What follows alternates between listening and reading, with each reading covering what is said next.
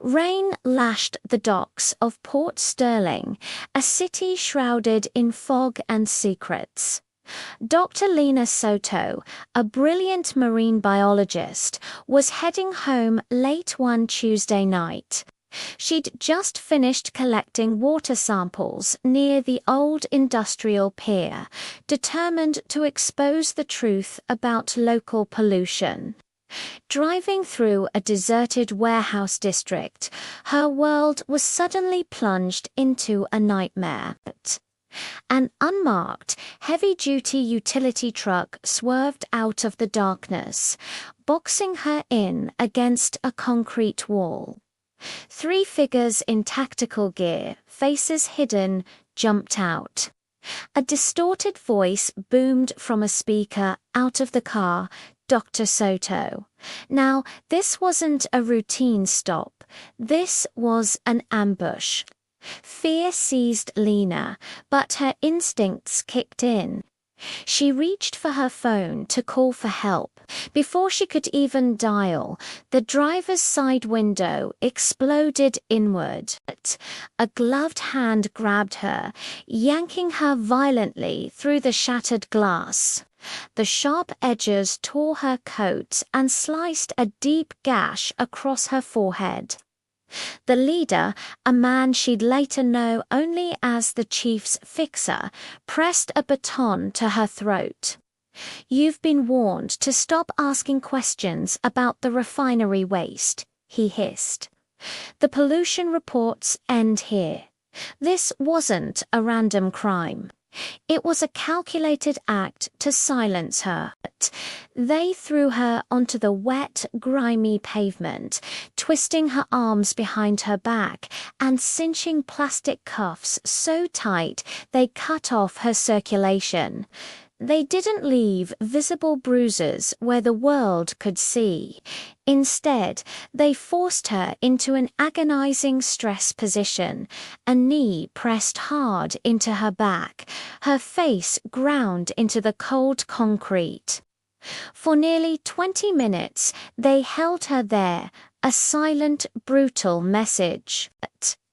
When they finally pulled her up, they tossed her back into her car like a piece of trash. With a final, cruel act, they smashed her laptop, destroying years of research and the data that could have brought down a corrupt system. Then, as quickly as they appeared, they were gone, melting back into the rainy darkness. No sirens, no report, no names. Just a bleeding, terrified scientist left alone with her shattered life and a clear, terrifying message.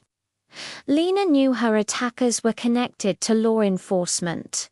Their gear, their tactics, their precise, disciplined cruelty at all pointed to a professional, trained unit.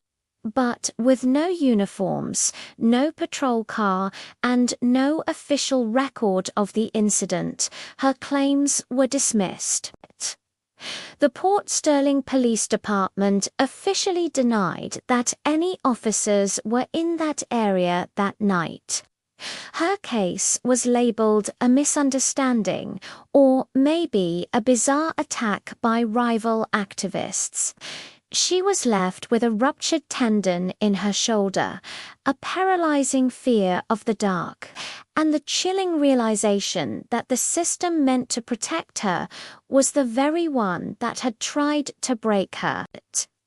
But they underestimated Lena, and they underestimated her friends. Her salvation came from an unlikely source. Professor Julien Vent, a retired forensic audio expert and a former federal agent.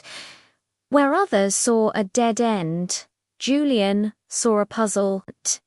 He was skeptical of the official story and focused on a detail everyone else had missed. The heavy-duty utility truck. He knew that vehicles like that don't just disappear. Julien began digging. He painstakingly cross-referenced city traffic camera footage with Port Authority logs. It was a needle in a digital haystack, but he found it. A truck matching the description. Its equipment loadout consistent with a special operations vehicle. The logs showed it was regularly signed out for off-book special ops. This was the first crack in the wall of silence. But the real breakthrough came from Lena's broken phone. In the final seconds before it was smashed, it had recorded a crucial fragment of audio. Julian, using his mastery of forensic analysis, went to work. He meticulously filtered out the rain and the sounds of the struggle. Through spectral analysis, he isolated two key sounds.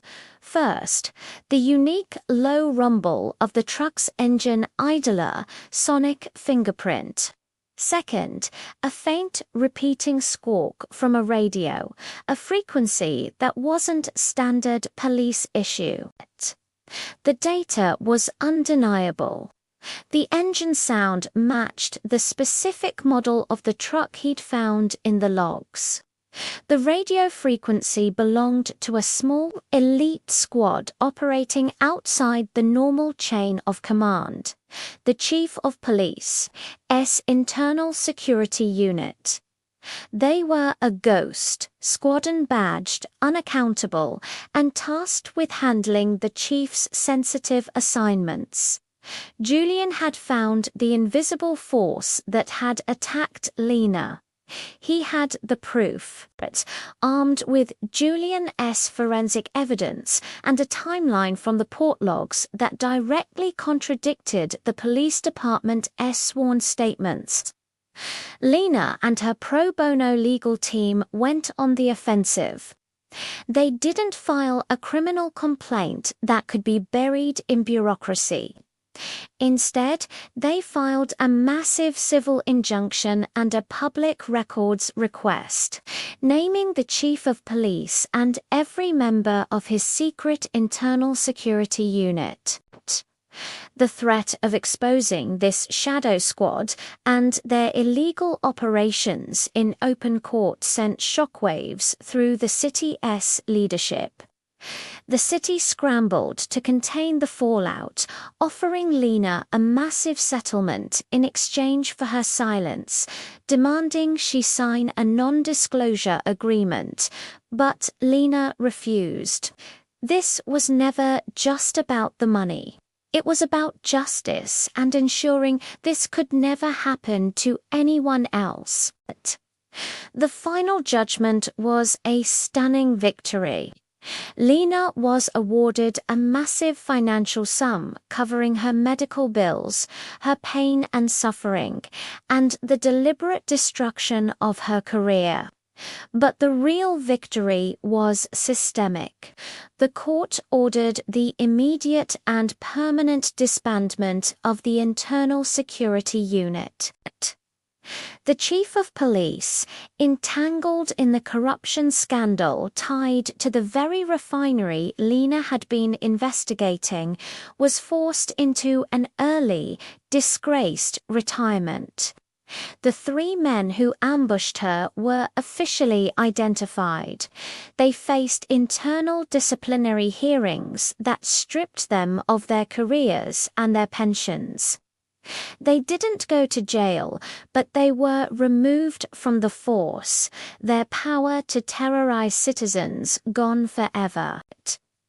Lena Soto not only recovered her health and her life, but her courage became the catalyst for a complete overhaul of police procedures in Port Sterling.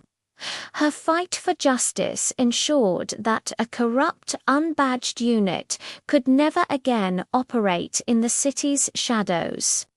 She had been targeted for trying to bring the truth to light, and in the end, that very truth set her and her city free. Thank you so much for watching. If this story moved you, please consider hitting that like button and subscribing to our channel for more true stories of justice and resilience. Stay safe and we'll see you in the next video.